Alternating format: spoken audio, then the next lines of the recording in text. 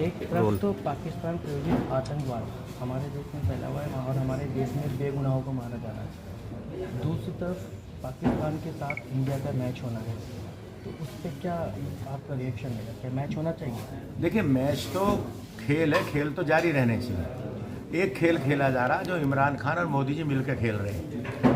इधर किसानों के लड़के आर्मी में वो मरते हैं, उधर पाकिस्तान वाले मरते हैं। रोज़ हर हफ्ते में 4-5 लाश इधर आ जाती है, 4-5 उधर आ जाती हैं। इधर वंदे मातरम, भारत माता की जय बोलते हैं, उधर अल्लाह अकबर बोल के दोनों अपनी वोट बना रहे हैं और दोनों तरफ किसानों के लड़कों को मरवाने का काम कर रहे हैं। ये भारत पाकिस्तान का कोई झगड़ा नहीं है, ये झगड़ा वोट का झगड़ा, दोनों अपनी सरकार फिर बनाने के लिए ये मैच खेल रहे हैं।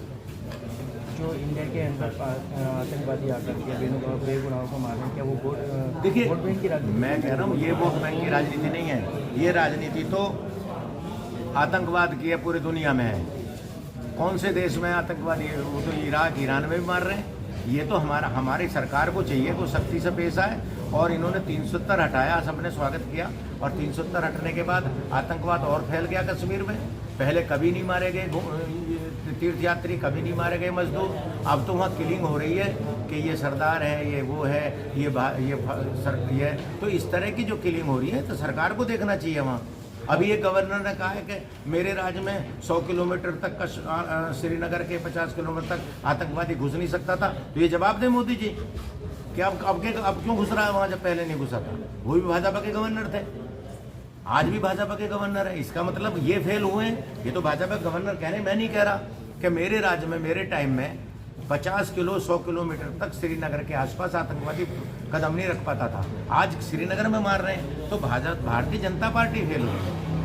हर रोज हमारे जवानों की जो पार्टी खड़ी है वो ताबूत में बंद होकर के आ रहे हैं, और दूसरी तरफ विपक्ष राजनीति कर रहा है, लेकिन वो वोट बैंक को लेकर के कर रहा है। देखिए, इसको लेकर के विपक्ष भारत बंद का ऐलान या ट्रेन रोको का कार्यक्रम क्यों नहीं करता है, जिससे एक अलग मैसेज? देखिए, ऐसा है, जो वहाँ से सैनिकों के सवार हैं वो सब किसानों के लड़के हैं। किसान खेत का बॉर्डर देख रहा है अपना, और हिंदुस्तान के बॉर्डर की जो रक्षा वो किसानों के बेटे कर रहे हैं। इसमें कोई, मैं कहने में मुझे कोई वो नहीं है। तो उनके ताबूत आ रहे हैं, उनके ताबूतों पे भारतीय जनता पार्टी राजनीति कर रही है, मेरा आरोप है।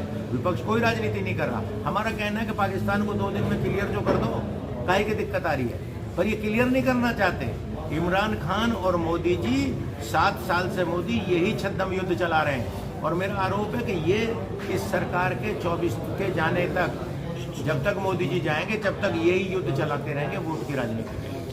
आपने एक अभी प्रेस वार्ता में एक सवाल उठाया था कि तालिबान एक सोच है, अफगानिस्तान के अंदर जो तालिबान ने कब्जा किया उस वहाँ पर अपनी सरकार बनाई, क्या आप उसका भी समर्थन करते हैं? नहीं, हम उसका विरोध करते हैं।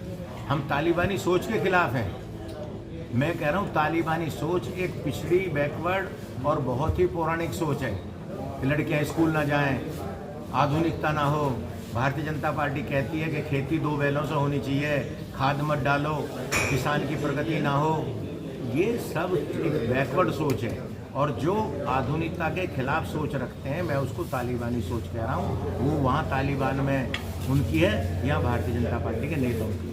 तालिबानी सोच इन लोगों की। वरुण गांधी भी लगातार किसानों के समर्थन में ट्वीट कर रहे हैं। सोनिया गांधी तो जो किसानों का समर्थन करेगा। अच्छा, किसान क्या बुरा कर रहे हैं? उनकी 3 मांग है, जो आपने 3 कानून बनाए। वो कह रहे हैं MSP लागू कर दो। MSP का मतलब है मिनिमम सपोर्ट प्राइस। आपने मोदी जी रेट तय किया, हम यही कह रहे हैं कि जो आपने 1950 रुपये गेहूं का किया, जो आपने धान का किया, जो आपने दाल का किया है, उससे कम पर ना खरीदा जाए। हम ये कहाँ कह रहे हैं कि हम इसको आपके घर में भरेंगे। आप ये कानून बना दीजिए कि एक भी दाना सरकार खरीदे, व्यापारी खरीदे, उपभोक्ता खरीदे, मिनिमम सपोर्ट प्राइस से नीचे ना खरीदे, ऐसा कानून बन जाए। मोदी जी ने इसको मैक्सिमम सपोर्ट प्राइस बना दिया है। ये भारतीय जनता पार्टी का मिनिमम सपोर्ट प्राइस नहीं है। उनका कहना कि इससे ऊपर बिकने ही नहीं देंगे किसान का दाना। हमारा ये कहना कि इससे कंपेयर एक दाना ना खरीदा जाए। सरकार तो 6% 8% प्रोक्योरमेंट करती है, बाकी बाजार में बिकता। हम तो बाजार के लिए कह रहे हैं त्रिलोक त्यागी, और आप अगर गेहूं खरीदो तो 19.5 से कम का खरीदो तो इसको गलत माना जाए। इसके लिए कानून बनना चाहिए। कौन सी गलत मांग है? एक मांग ये है कि पहले 3/7 थी, जमाखोरी के खिलाफ एक मांग थी, जमाखोरी जो करते थे वो जेल जाते थे। आज मोदी जी ने कह दिया कि नहीं, कोई 1 लाख बोरी रख सकता, कोई 1 करोड़ बोरी रख सकता। कौन रख सकता है? अडानी। कानून बनने से पहले अडानी ने हरियाणा और पंजाब में अपने गोदाम कैसे बना दिए वेयर हाउस? इसका मतलब मोदी जी और अडानी मिले हुए हैं, ये मोदी जी के दोस्त हैं। अंबानी ने सारे बिग बाजार खरीद लिए। इसका मतलब सारे जो रोज के खाने पीने के सामान हैं उनको अडानी और अंबानी अपने हाथ में लेना जा रहे हैं। तेल का दाम क्यों बढ़ रहा है? गैस का दाम क्यों बढ़ रहा है? कि अंबानी की एक पैरेलल इकोनॉमी है तेल की, उसको है कि वो जो तेल का शोधन करती है, तेल निकालती है। अंबानी ने अभी गैस का यूनिट लगा लिया है, तो गैस और तेल के दाम बढ़ेंगे तो उनको पैसा बढ़ेगा।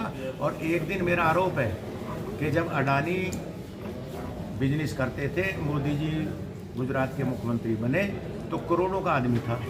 इनके रहते आज वो एशिया का सबसे नंबर 2 का सेट हो गया। एक दिन ऐसा होगा कि एशिया में अडानी अंबानी को भी बीट करेगा। 6 एयरपोर्ट दे दिए, लखनऊ, अहमदाबाद, सारे एयरपोर्ट अडानी को।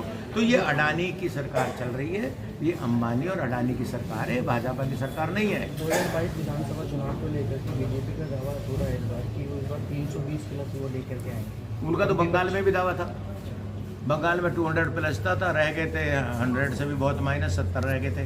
उनके दावे सब झूठे हैं, वो झूठ बोलने का, गुमराह करने का काम कर रहे हैं। महाराज जी 2022 में महाराज जी गोरखपुर लौट जाएंगे और पुणे मठ की सेवा करेंगे।